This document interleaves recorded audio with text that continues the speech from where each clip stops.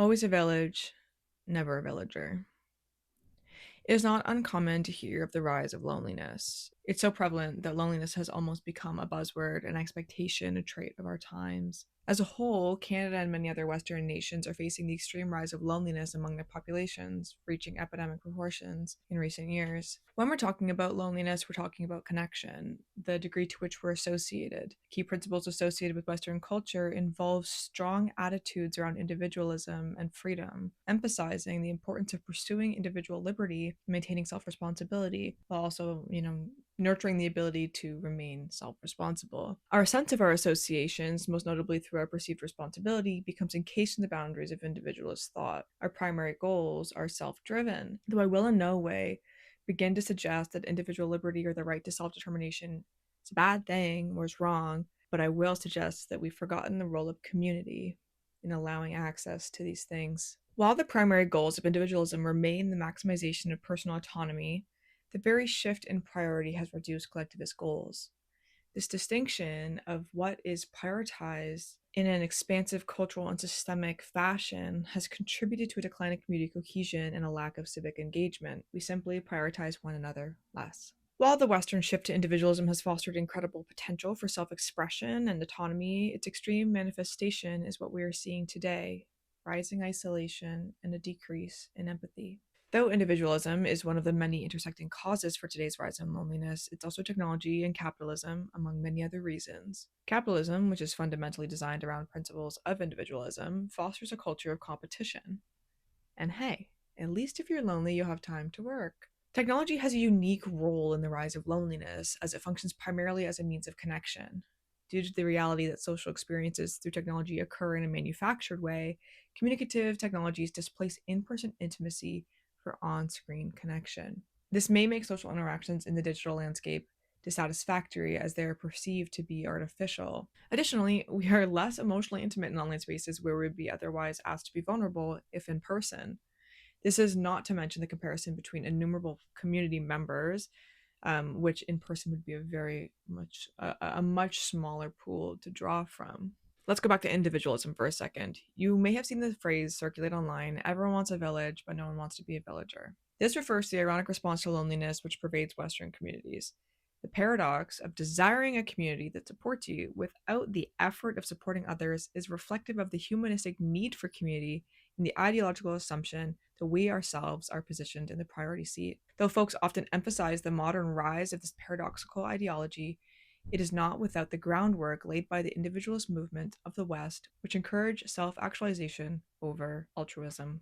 The reality is, I don't blame folks for finding individualism attractive. As I said, it prioritizes personal freedom and self-expression and allows us to define ourselves and our lives outside of communal expectations. It's a good thing. It can be empowering to pursue one's own interests, but it prioritizes the self and muddies the line of what is considered perverse in the grand scheme of self-interest. Individualism as a concept affirms us when we face the fears of insignificance. We are still the most important thing, no matter what may challenge that assumption. By adopting individualism in its entirety, we don't have to confront the ego. We can safeguard childish behaviors, which preserve the sense of self over personal development. Though a healthy self-esteem is important, it actually does matter what people think, especially if they're telling you that your behaviors are impacting them.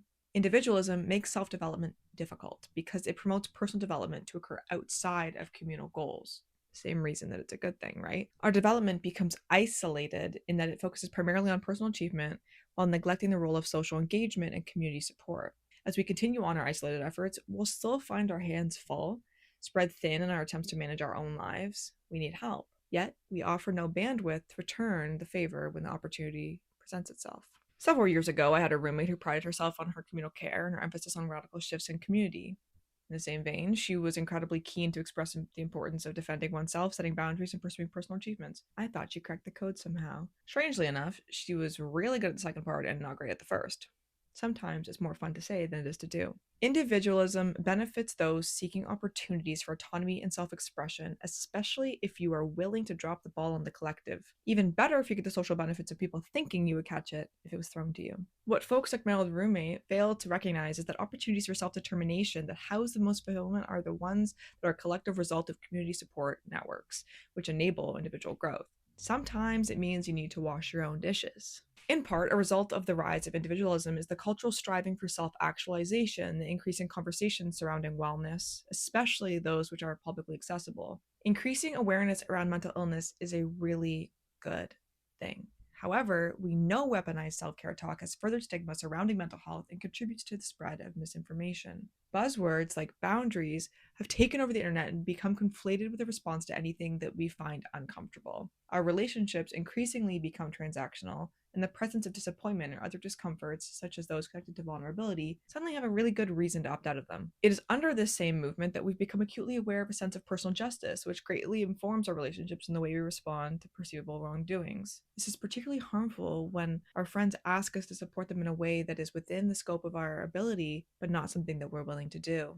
Any reason we give at all becomes justification for a new boundary set. Where boundaries are intended to preserve one's physical, emotional, and mental well being, we've extended this definition to common cases of being inconvenienced by those we love. It goes without saying that we actually do owe our community something. The ideology of individualism leads to a disregard for the social contract, resulting in the dissolution of community as a unit worth regarding. The social contract is a philosophical concept that suggests we as people agree to surrender some individual freedoms in exchange for social benefits. For example, despite not having kids, I contribute taxes towards schools. Would I rather have that money freely? No, because kids need a good education, and society needs educated children to become educated adults. Overall, you get what you give. In April of 2025, Time released an article by Mita Malik titled, "Is Annoyance the Price We Pay for Community?" In short, Malik says it is, and it's worth it. Inconvenience and annoyance are essential and unavoidable costs for building community. If you aren't willing to be annoyed, why should others put up with being annoyed by you? It's a lonely life, one that lacks being annoyed.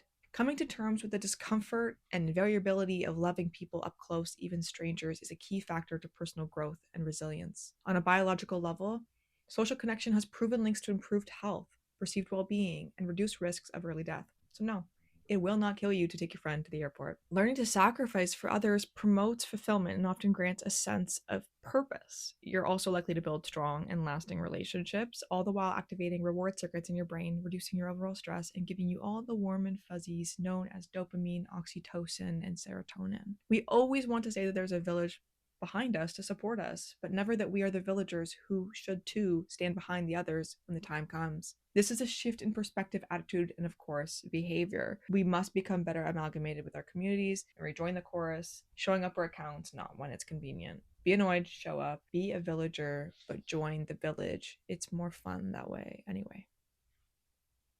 Bye.